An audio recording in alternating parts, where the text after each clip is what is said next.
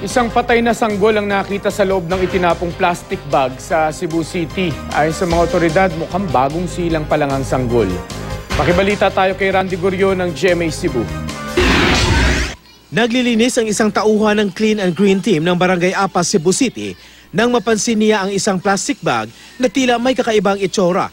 Nang siyasatin niya ito, nadiskubre niyang may laman itong patay na sanggol. Agad niya itong inireport sa kanilang punong barangay. Ayon sa mga otoridad, mukhang bagong panganak ang sanggol. Pero hindi pa makumpirma kung isinira nga ang sanggol o nalaglag. Ang naturang insidente ay kinadismaya ng simbahang Katoliko. Kung ipinalaglag man o ipinanganak at namatay ang sanggol, hindi raw tamang itapo na lang ito. Kaya mga butanga, kinahanap pamalandungan from the point of view sa meaning of Christmas. Sinisikap na raw ng barangay na magtanong-tanong kung may nakakita sa nag-iwan sa plastic bag na may lamang sanggol. I don't know, abot nga kag diha gidapitan ni kilabay.